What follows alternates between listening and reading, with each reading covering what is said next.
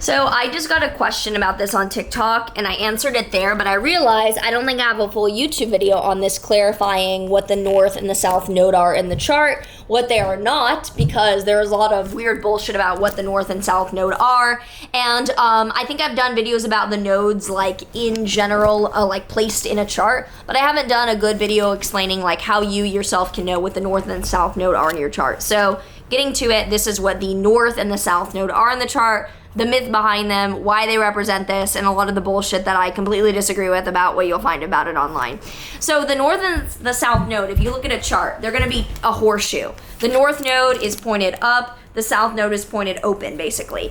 And these are not planets, so they do not represent specific life themes. Planets in a chart are the actors that represent specific things that happen in your life, such as the sun is what you go after with goals, the moon is your emotional nature and how you feel safe, Mercury's communication, etc. The north and the south node are not planets showing like specific life areas. They're energetic indicators of up or down. So think of them as volume up and volume down, not as a topic in your chart.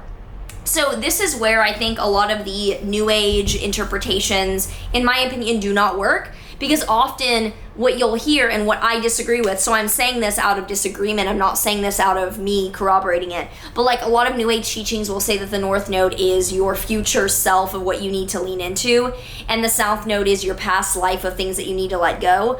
I don't know who came up with this or how it works. Like I've never seen that work. I've never seen, how do you verify that? Like how do you verify that, like how would you know? So I'm just cautious about past life things related to that, where it's like, how would you ever know? I don't doubt past lives. I think logically it kind of makes sense for consciousness to continue.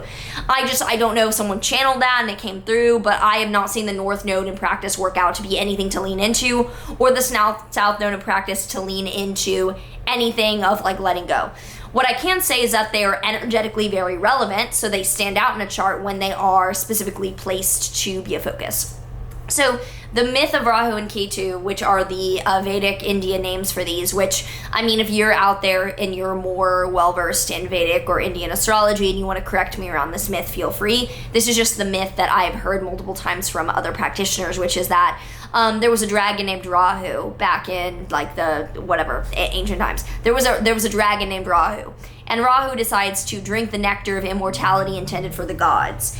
And because he drinks this, he gets in trouble and he lives forever, but he's cut in half as a punishment. The top half of him is his head, Rahu, and the bottom half of him is his stomach, tail, etc., Ketu.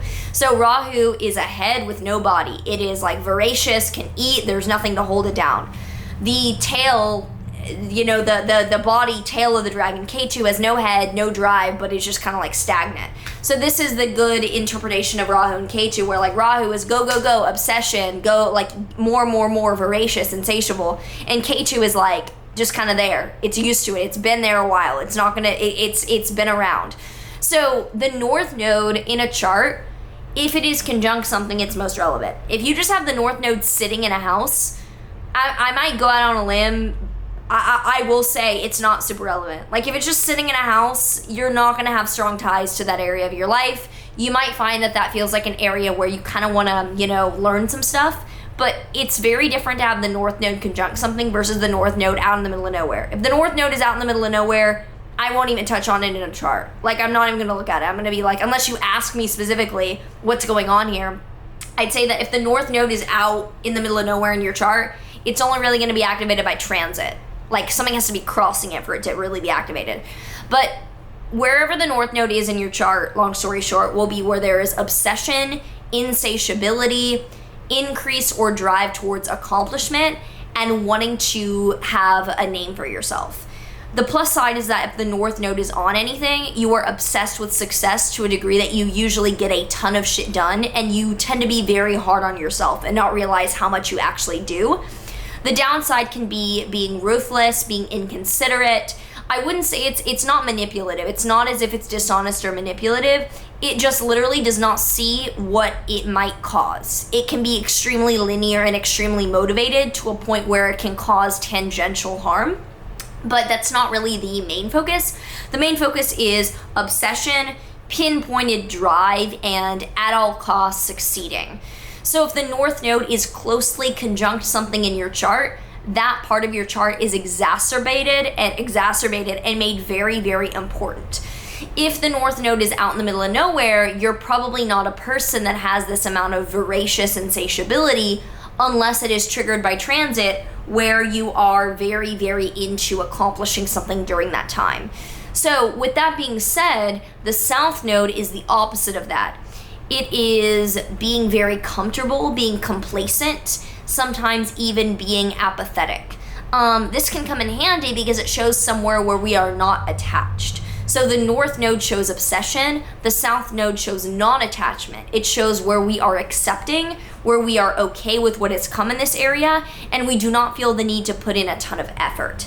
I think that has led people to extrapolate the past life thing of like, you came from that. I don't have any way to verify that, so I don't even go there. In fact, I refute it, honestly. But with the South Node, we often feel very comfortable. We often feel very tired by it, but we're very good at it. Like, if you have the South Node conjunct something, it's usually something you don't think too much about, and you are pretty good at doing. If you have the South Node, conjunct Moon or Sun or something, you're very generous, you're very giving, you don't think twice about it, but it tires you a lot. So the South Node, if it's floating out in the middle of nowhere, probably not going to be too relevant for your personality. You're probably not going to be an apathetic, aloof, very overly giving, boundaryless person. However, if something crosses your South Node, it'll show giving or releasing that. So that is kind of the flip side, where the South Node is not as intense. In fact, it is it's the inverse. It is non-attached. But we're usually not thinking about it, and therefore we're very calm about it and very chill and good with it. People with heavy South Node tend to have boundaries issues. They tend to be very generous, like giving. People with the North Node tend to have boundaries issues where they don't know where to stop. So the North and the South Node are both boundaryless in a way. People consider, the Indian tradition considers both to be malefic. Both are harmful. I lean towards that harmful to neutral, because the North and the South Node at their core are neutral, in my opinion. Their volume up or down. But when you apply them into a chart, they're harmful, because it's like, if anything is firmly volume up, you're obsessive, and if anything's firmly volume down, you're delusional or like aloof, you know what I mean? So in and of themselves, they're nothing to worry about, they're nothing to be concerned about, because everyone has them and will be activated by them. But eclipses are eclipses, and the North and the South Node are the eclipse points. You can look at my full videos on the North or the South Node from like 2-3 years ago, which describe the astronomy. But basically, the North and the South Node are the highest and lowest points of the sun's orbit, so they're the extremes of eclipses, and eclipses are the defining events for catalysts of a new chapter in your life. So with that energy that's kind of rotating around the chart, it's not something that I recommend leaning into with the North Node or trying to release with the South Node. Do whatever the fuck you want. The chart is going to show whatever you do. But as someone, myself, who has the Sun conjunct the North Node, I'm pretty baffled when people are like, you want to lean into your North Node. I'm like, bro, I can't lean any further into being like a just at all costs experience everything, egomaniac, like all about me kind of thing. Like, there's no further you can get with that. I don't care to lean into that. I don't care to avoid it, because that would be just harmful also. But it's just showing where there's a lot of focus in your life, and there's not really a need to exacerbate that. Similarly, my South Node is in the 3rd house, and it's not really that active in my chart, but like, I'm good at content, I'm good at writing, and it takes the life out of me. Like, me filming this, even I get fatigued before filming these, because I think it's the amount of eyes that I know how I can feel the amount of focus of all those individual eyes, and I like preemptively feel fatigued. But like, TikToks take the life out of me, and will do dozens a day, but it'll take the life out of me. So that's that. But yeah, it's not something where I think that there's a reason to fear, a reason to manipulate, a reason to try to lean into one or the other.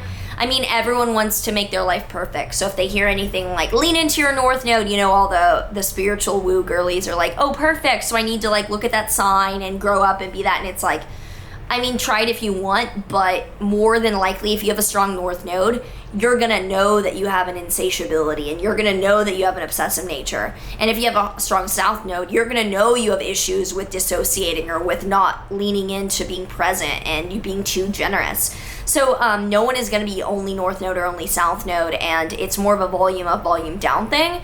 So if you have experience with your North or your South Node and you want to talk about it, let me know. I want to get this video up in time for eclipse season at the end of April, early May, so that people can, you know, look at this and be like, oh, that's what's happening in the sky with that involvement there. And if you are also someone with heavy North Node or heavy South Node in your chart, you probably get it. Like, you probably get this and don't really need to be, you know, like, instructed about it. We're gonna do a little bit of a fit check because I'm about to go up for a photo shoot and I'm changing out of this. So, like, this is an outfit that I was wearing for just, like, filming earlier. But this skirt rides up so much. It's, like, impossible to wear out in public. Jesus Christ, I'm tripping over things. This skirt is from Finesse Studios, which I've ordered a few things from. It's asymmetrical and very thin, so I don't think I would ever wear it out in public unless I was just like, you know, whatever. This top, I don't know, it's my friend's. I just stole it from her closet. And these shoes are from Dolls Kill. They're these like big platform wedges that are very easy to walk in because the platform is huge. Anyway, that is the fit check for today. I hope that when this video goes in the archive and people view it years later, that this era was not cringe and this era was worth it. I'm gonna head out, but yeah, hope that this helps you guys, and let me know your thoughts.